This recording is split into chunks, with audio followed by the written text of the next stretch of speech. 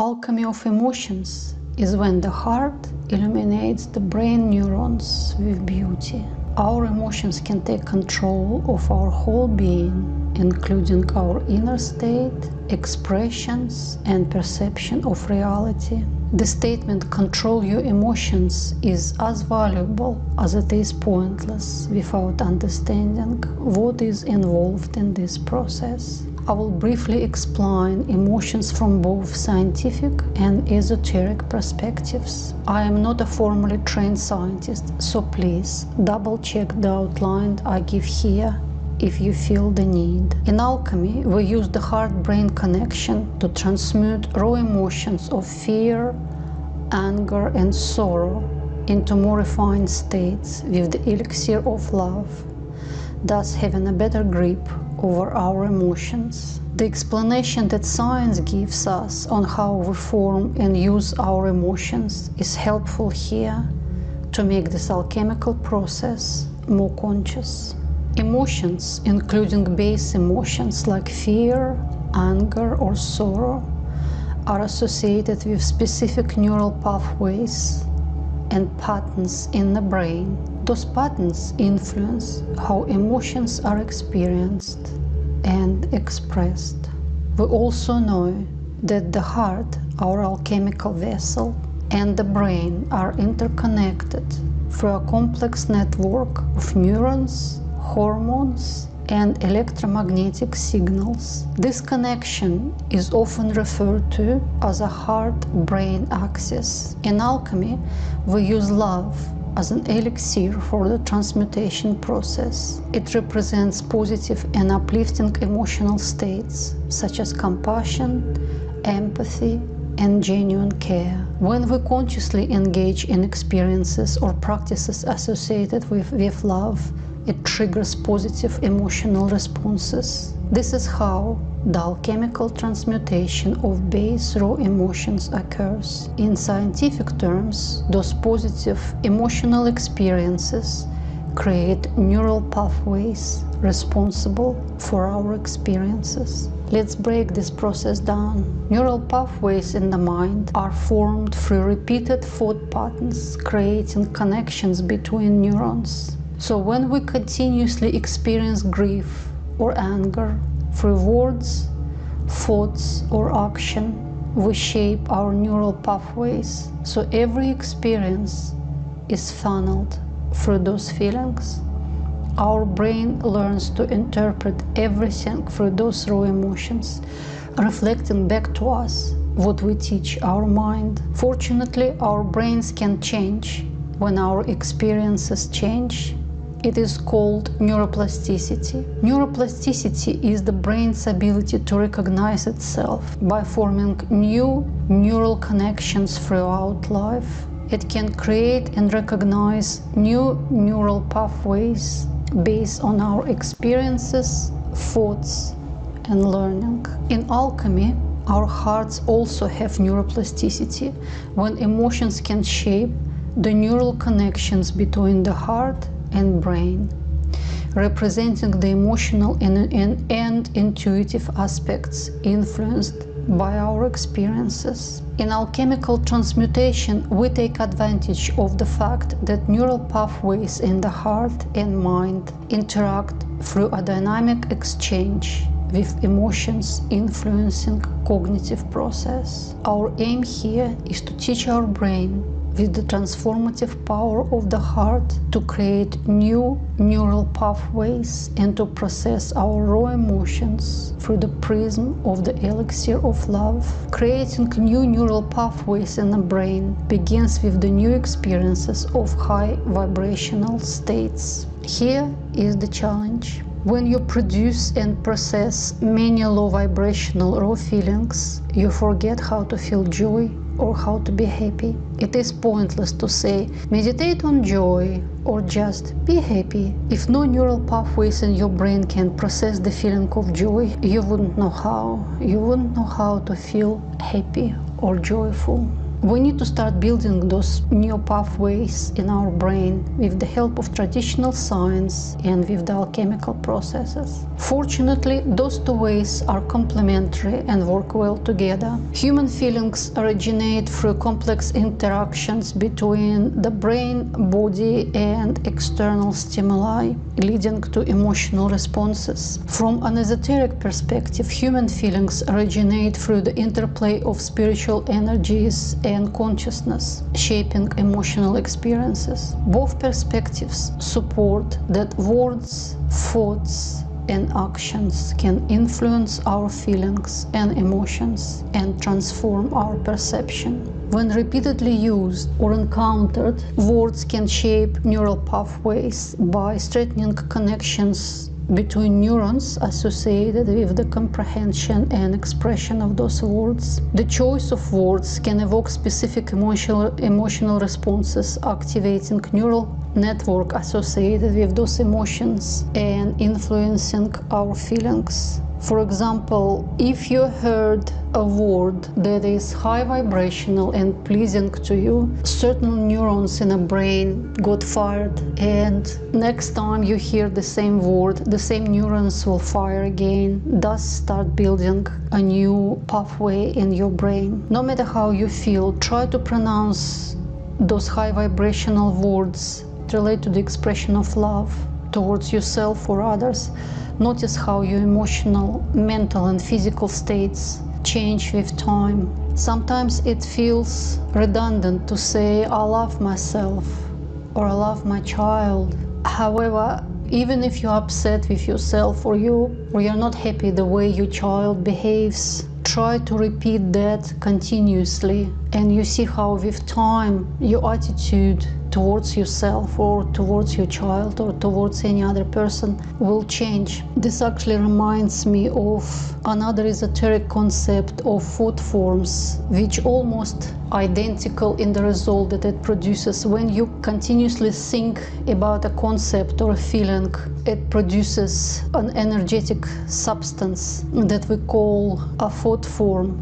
Gradually those thought forms create an energetic field around you, and that energetic field will affect your energetic state. We're talking about different concepts, but they're producing the same results. From scientific point of view, your high vibrational words or thoughts will fire new neurons in your brain, which eventually will build a new neural pathway in your brain that will allow those emotions or feeling of refined states find their way into your reality. The same applies to thoughts. I would like to invite you to think about how mantras and affirmations work. I think mantras and affirmations somewhat misunderstood. From my point of view, the reason why we use mantras and affirmations, this is partially because we try to block adverse pathways in a brain that used to funnel our negative thoughts and emotions. So when we repeat mantras or affirmations, we train our brains to develop new neural pathways so that we can process our experiences through the high vibrational energy of love in our hearts and minds. So how it works, if you choose a simple mantra or affirmation, I love myself or I love my child, the thoughts or feelings that you had towards yourself or towards your child that are low vibrational, or as we say in alchemy, raw feelings of anger or disappointment or disapproval, repeating I love myself or I love my child to some extent will lock the door to those neural pathways that got used to process disappointment towards yourself or towards your child. When you close those doors into the old pathways, neural pathways, your words or your thoughts will still need some pathways in your brain to be processed. The reason why the old pathway is closed because it has no capability to process high vibrational thoughts or words. I love myself or I love my child doesn't have a path into the old pathway, so it doesn't have anywhere to go. So it is forced to create a new pathway. When you repeat that affirmation or that mantra or just those words, I love myself, I love my child, and the neurons in your brain fired time after time, the neurons are probably thinking, where am I supposed to go? There is no pathway. Or I better start building some. So it will start building new pathway which is accustomed to those high vibrational positive words. So when you continuously repeat them, the new road, so to speak, is being built, and then those thoughts or words start walking on that road, and that process will affect the rest of your mind or the rest of your brain. Even though the old pathways with negative thoughts and feelings still do exist in your brain, and that new pathway that processes your loving thoughts is somewhat unusual and maybe difficult to accept by the rest of the brain and the rest of your being. If you persist, it might take a moment, it might take for the rest of your life, but if you persist, more and more new pathways will be built, and gradually the old pathways will disappear, and there will be just a sad memory. Maybe your emotions will start vibrate differently and your perception will change. I just would like to reiterate that we use mantras and affirmations because partially we try to block adverse pathways until we train our brains to develop new neural pathways so that we can process our experiences through a high vibrational energy of love in our hearts and minds. Generally speaking, thoughts are just patterns of mental activity, and they actively mold and reinforce neural pathways, creating connections that align with the content and frequency of those thoughts. The nature and content of thoughts significantly impact our emotional states. Now let's move on to the actions. Our actions are as powerful as our words and thoughts. When repeated actions contribute to establishing and reinforcing neural pathways, creating connections that correspond to our behavior patterns, engaging in specific actions can trigger emotional responses by activating neural pathways associated with the memories, beliefs, and experiences linked to those actions. In alchemy, we insist that our actions need to align with the energy of love, because the repeated experiences of love activate specific neural pathways within the heart-brain connection. Over time, this activation has the potential to reshape or rewire the neural connections associated with emotional processing, which means that, oh, I hate myself, I cannot accept my child the way it is going to change when your emotional processing will change after you reshape your neural pathways with love, with loving words, with loving thoughts, and then with loving actions. We all went through some disappointing experiences. I'm not asking you here to delete those experiences from your memory. What I'm asking you to do is to transmute those experiences with words, thoughts, and actions that are aligned with the high vibrational energy of love. I'm really disappointed with my child. Okay, don't say that. Just try not to say that. Try not to think that. Try not to act in accordance with that thought. Instead, maybe access stillness inside yourself, and despite the fact that you feel that way, try to say, I love my child. I truly love my child. And then see how it will change your perception. Let's move on. Let's talk about heart.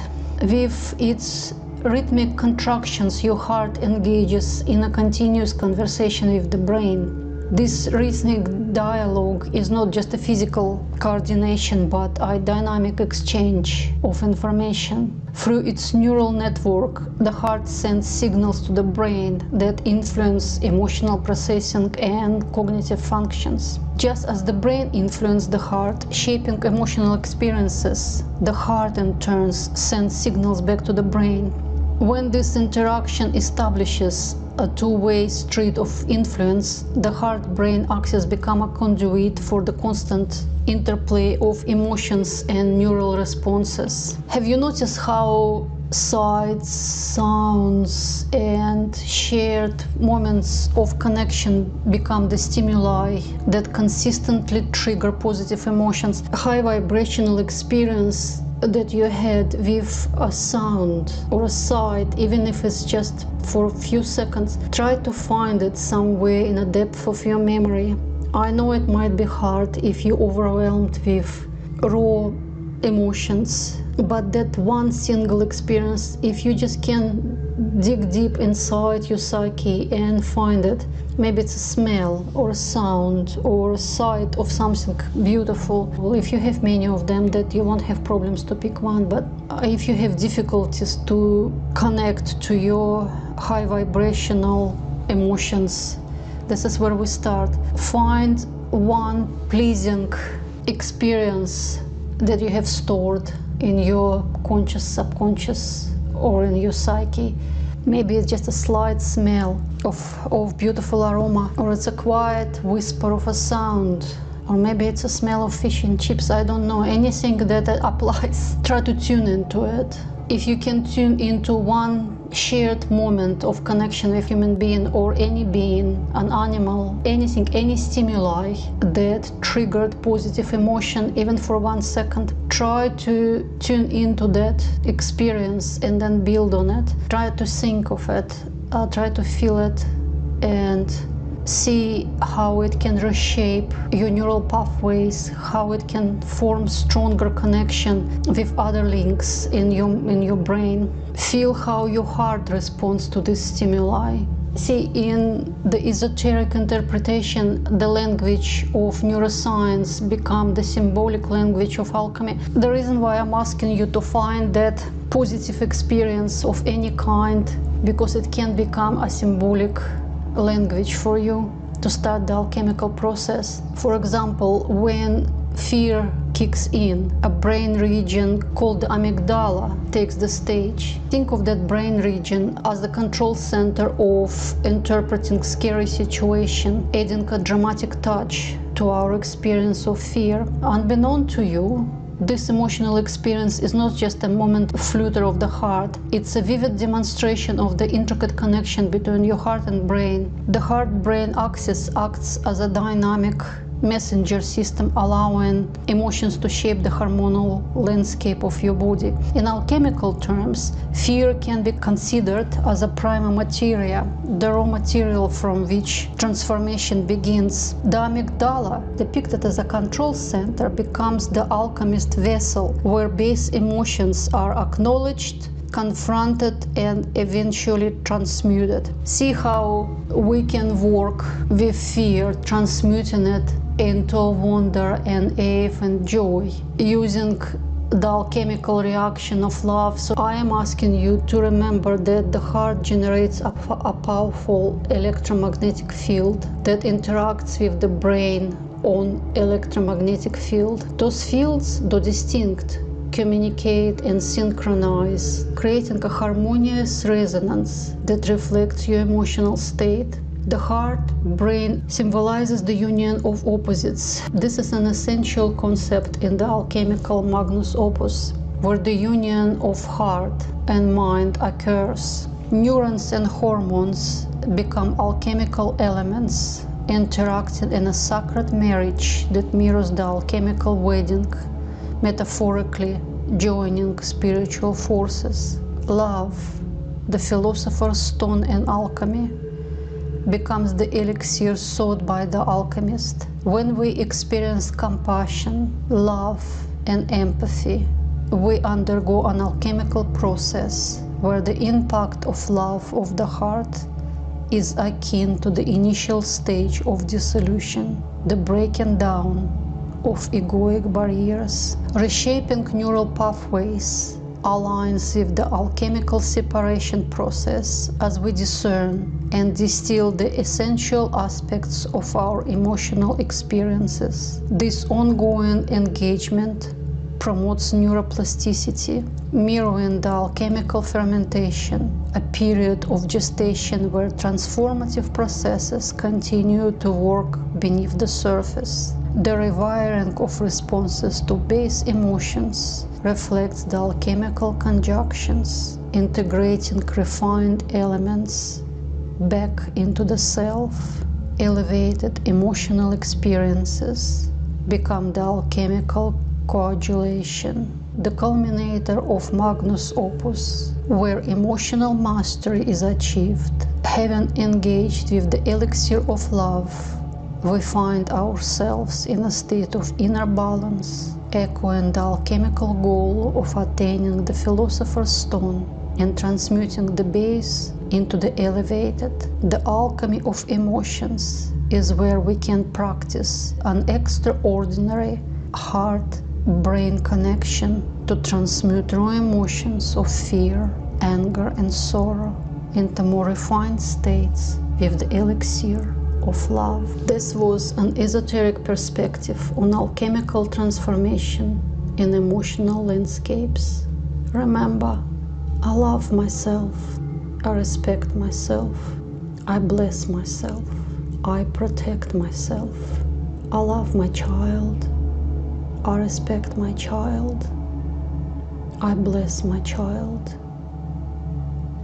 I save my child, I protect my child, I love the Creator, I bless the Creator, I respect the Creator, I protect the Creator, I am protected by the Creator, I loved by the Creator, I am respected by the Creator, I am blessed by the Creator, my child is loved by the Creator, my child is blessed by the Creator, my child is respected by the Creator, my child is protected by the Creator, and so are you.